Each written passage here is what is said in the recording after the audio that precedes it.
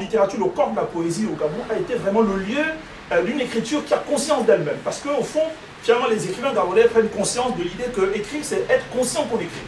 Écrire, c'est pas que comme avant où en fait il nous était demandé par l'Occident de faire du roman ethnologique, n'est-ce pas, raconter nos mœurs, c'est un peu comment nos mamans font telle chose ou telle autre, quelles sont les coutumes, n'est-ce pas, chez les Fans, chez les Poumous, les Tékés. Ça, c'est pas de la littérature en tant que telle, mais c'était la demande qui avait été depuis les temps coloniaux jusqu'au niveau des indépendances. On était friands ici dans le monde de l'édition, n'est-ce pas, de ceux qui étaient ethnologiques, de ceux qui relevaient de nos cultures. Mais la littérature, les Gabonais n'ont plus envie de s'exprimer de cette façon-là, n'est-ce pas, cette histoire qui fait que dans certaines maisons d'édition ici à Paris, lorsque certains termes qui relèvent, n'est-ce pas, de notre identité ou de notre monde, de notre culture, sont commis dans le texte même du manuscrit de l'écrivain, bah, l'éditeur lui dit non, ça il faut gommer, il faut enlever telle phrase, ça les lecteurs français ne vont pas comprendre ça, il faut, bon voilà. Justine Mitsa a vécu ça avec son histoire de la Rouge chez Gallimard, etc. Bon, aujourd'hui il y a une conscience de la langue et j'aimerais effectivement souligner cet élément pour vendre effectivement les auteurs qu'on a intérêt à découvrir, les Gabonais, c'est les chemins de la littérature gabonaise passent par une conscience de la langue. C'est-à-dire écrire, c'est savoir qu'on écrit, c'est être conscient qu'on écrit. Et aujourd'hui, il y a une vraie problématique au Gabon aussi, c'est l'idée que, n'est-ce pas, il y a une véritable conscience de l'œuvre littéraire aujourd'hui. Peter Ndambi a initié une question qui a pris au Gabon aujourd'hui dans son journal, l'idée qu'au Gabon, écrire, ça sert à quoi en quelque sorte? La littérature, pourquoi? Pour qui?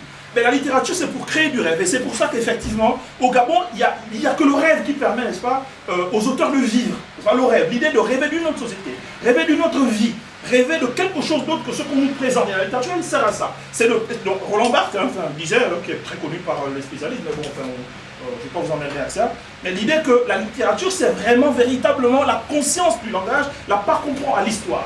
La société étant bloquée, n'est-ce pas, les écrivains font le travail de pouvoir finalement, comment je vais dire ça, relever la conscience que quelque chose d'autre peut être fait. C'est pour ça qu'aujourd'hui, c'est plus tant finalement de vendre les coutumes de chez nous ou les us de chez nous, c'est plutôt finalement de pouvoir effectuer un espace du rêve, la catharsis, la délivrance. C'est pas déjà une blessure qui est la nôtre, l'idée de sortir de là et d'aller vers autre chose, puisqu'aujourd'hui, au fond, tout est bloqué, même dans la conscience des uns des autres. Donc, le rapport entre la littérature gabonaise et la littérature africaine, qui a été au fond finalement une espèce de parent pauvre de la littérature africaine, la littérature gabonaise pendant longtemps, c'était dû au fait qu'effectivement, parfois, les écrivains n'avaient pas conscience d'écrire.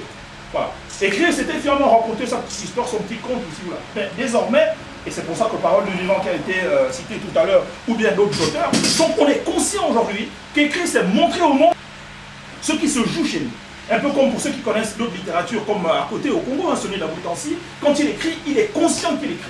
Dans la geste même de l'écriture, l'écrit c'est vraiment effectuer du geste, montrer la réalité africaine, la réalité, il dit une chose qui est formidable, il dit, chacun d'entre nous est né pour nommer sa réalité, et gare à celui qui ne la nommera pas. Et bien le Gabon a choisi de nommer sa réalité aujourd'hui, que ce soit au plan politique, au plan social, au plan culturel, le Gabon est conscient aujourd'hui qu'il faut écrire ça. Mais quand on écrit, c'est des conseils que je donne parfois aux jeunes auteurs, l'idée que quand on écrit, il faut être vraiment conscient de ce dont on parle, en sachant très bien que la littérature reste le seul espace au Gabon aujourd'hui, ou l'un en tout cas des rares espaces où on peut effectivement être libre de dire la vérité. Parce que écrire, c'est écrire dans le cas du Gabon et dans le cas de l'Afrique, écrire, c'est écrire la vérité de ce que nous vivons. La vérité de la crise africaine, la vérité de la difficulté de vie africaine. C'est Nadine Gordimer dans un essai qui est fort intéressant, dont le titre c'est L'écriture et l'existence, qui disait la chose suivante, on ne peut pas écrire aujourd'hui en Afrique du Sud du temps de l'apartheid sans tenir compte de la réalité de la vie des gens dans le contexte d'apartheid.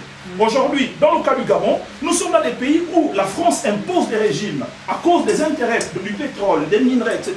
au Gabon, et ce sont des régimes qui ne sont pas démocratiques. Et je m'interroge pour savoir quelle est la part de l'écrivain, du clerc, de l'homme de savoir, de l'homme d'écriture, face à ces réalités qui touchent les Gabonais dans leur existence au quotidien.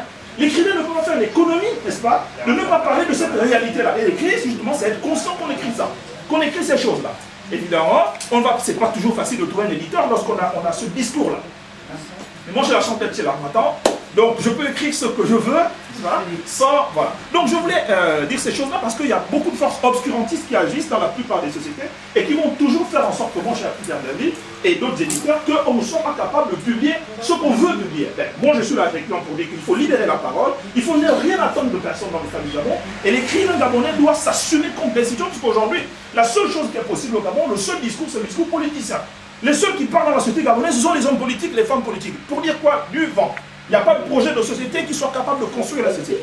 D'accord? Et les autres à côté se taisent. Mais les hommes de culture dont font partie les écrivains n'ont pas à se taire dans cette société qui doit être désormais une société de la contestation. Il faut que le roman gabonais, la littérature gabonaise, la poésie gabonaise est de plus en plus en train de devenir, n'est-ce pas, un texte de la contestation, parce que le rêve étant suspendu dans le pays, l'espace du rêve doit être désormais élargi par une catharsis, par du rêve, par une écriture qui construit du sens.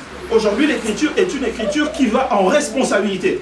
Hein? C'est une écriture qui doit vaincre l'argument du silence, qui est complice vraiment de l'ordre social, de l'ordre sociologique aujourd'hui. L'écrivain, c'est le rebelle, comme disait alors une belle formule de Amadou Kourouma, lorsqu'on refuse, on dit non. Et donc l'écrivain est celui qui aujourd'hui, dans les chemins de la littérature gabonaise, est capable, n'est-ce pas, de pouvoir dire non, puisque pour les Stendhaliens, ils savent bien que le roman, c'est le miroir qu'on promet dans la société pour dire justement ce qu'il y a dans la société gabonaise. Voilà, je vous remercie et bonne lecture des auteurs.